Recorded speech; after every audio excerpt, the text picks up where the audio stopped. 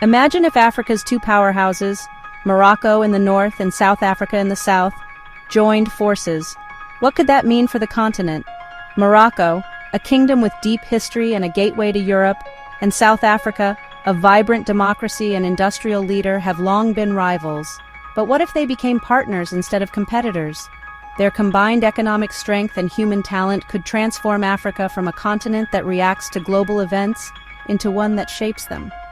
Picture trade routes stretching from Casablanca to Cape Town, Moroccan cars on South African roads, and South African tech powering Moroccan solar farms. Banks and businesses from both nations could invest across Africa, creating jobs and opportunities for a new generation. This isn't about one side winning. It's about building a partnership where 1 + 1 = 100. But why hasn't this happened yet?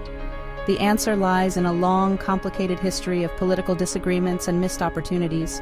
For years, Morocco and South Africa have been locked in a quiet rivalry, focused on their differences instead of their shared potential. To understand the future, we need to look back at the walls that kept them apart. Only by understanding the past can we see the path to a new African story. Let's explore how this rivalry began and what it would take to end it. The tension between Morocco and South Africa isn't just about business, it's rooted in their very identities. South Africa's modern identity was forged in the anti-apartheid struggle, shaping a foreign policy built on self-determination and solidarity. Morocco, meanwhile, is a monarchy with a 1,000-year history, focused on stability and its role as a bridge between Africa, Europe, and the Arab world. Their paths to nationhood were starkly different, shaping two distinct worldviews. The real flashpoint? Western Sahara. South Africa supports the Polisario Front's fight for independence, seeing it as a continuation of its own liberation struggle. Morocco sees Western Sahara as an inseparable part of its kingdom. This single issue became the ultimate symbol of their diplomatic divide, leading to decades of tension and even Morocco's withdrawal from the African Union's predecessor. For years, the two countries operated in separate spheres, often working against each other in continental bodies. The rivalry became a cold war of diplomatic maneuvers and stubborn refusal to cooperate. But at its core, it was always about pride, principle, and two visions for Africa's future. Western Sahara, a stretch of desert rich in resources, sits at the heart of the Morocco-South Africa divide. For Morocco, it's a matter of national pride and territorial integrity, rooted in history and symbolized by the Green March of 1975. For South Africa, supporting the Sahrawi people is a moral imperative, echoing its own fight for freedom. This clash of principles paralyzed diplomacy and created a deep chasm between the continent's two giants. The Western Sahara issue became the elephant in every room, blocking progress on trade, investment, and security. South Africa's recognition of the Sahrawi Arab Democratic Republic in 2004 froze relations for years. The result? Missed opportunities and a self-inflicted wound for Africa. While the world formed powerful alliances, Morocco and South Africa gave each other the silent treatment. The thorn of Western Sahara kept the continent's north and south apart. While politicians argued, Morocco quietly raced ahead in the automotive industry. South Africa once led the continent, with major plants and a skilled workforce. But Morocco rolled out incentives, built world-class infrastructure, and attracted global automakers like Renault and Peugeot. The result? Morocco became Africa's top car manufacturer, overtaking South Africa.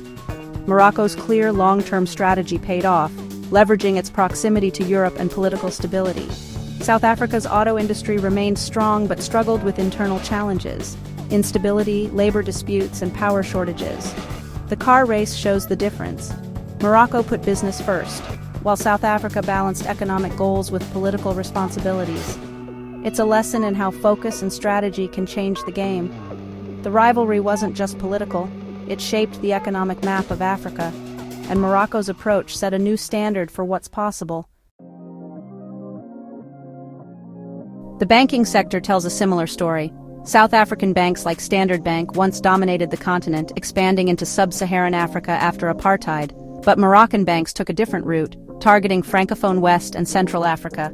Attijari Wafa, Banque Centrale Populaire, and Bank of Africa built deep roots, adapting to local markets and gaining trust. Today, Moroccan banks are present in over 25 African countries, with Casablanca emerging as a major financial hub. South African banks, while powerful, sometimes struggled to adapt and faced regulatory hurdles. Morocco's unified national strategy blended business and diplomacy, creating an integrated financial empire. Now Africa's financial map has two centers, Johannesburg and Casablanca. The lesson? Strategic focus and local adaptation can rival even the biggest players. The North-South divide isn't just political, it's economic too. But it doesn't have to stay that way. What did this rivalry really cost? Missed opportunities. By refusing to cooperate, both countries and Africa as a whole lost out. South Africa's stance cut it off from fast-growing Northwest Africa, while Morocco's political isolation limited its influence in the south. The Western Sahara dispute became an economic wall, blocking trade and investment. The biggest loser? The dream of a unified, prosperous Africa. The rivalry reinforced old colonial divides, making it harder to build the Pan-African infrastructure and supply chains the continent needs. While the world globalized, Africa remained fragmented. The price wasn't just economic, it was measured in delayed progress for an entire continent. Pride slowed Africa's journey forward. But change is in the air.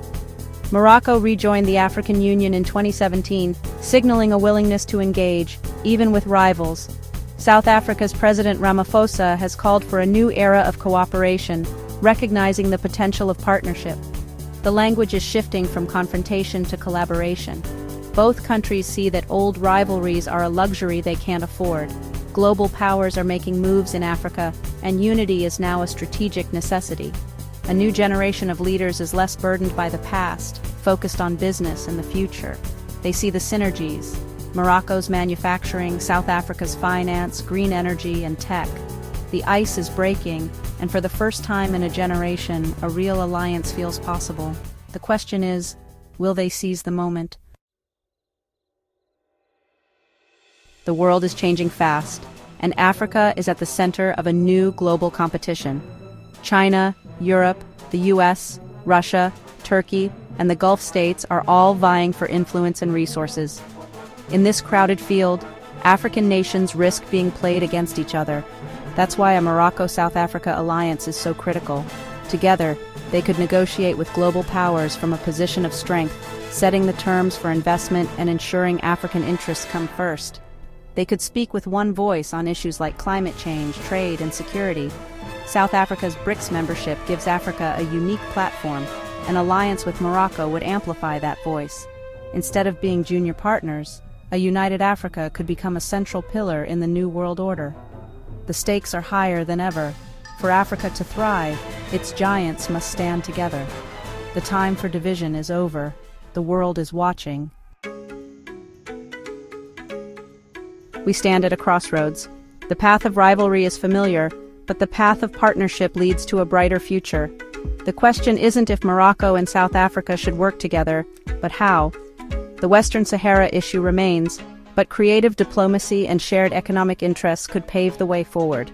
Imagine an African free trade area powered by a north-south axis, a continent building its own industries and creating opportunities for its youth. This is the African dream, unlockable by a Morocco-South Africa alliance. Their strengths are complementary, and together they can spark a continental renaissance. More than economics, it's about changing the narrative, Africa writing its own story. A powerful alliance would show the world Africa's ability to solve its own problems and shape its destiny. The journey won't be easy, but the prize is too great to ignore. The leaders of Morocco and South Africa have a historic opportunity to create an engine of progress for the continent. The choice is theirs. Can these two giants join forces to build a more prosperous, peaceful, and powerful Africa? For the sake of future generations, let's hope the answer is yes.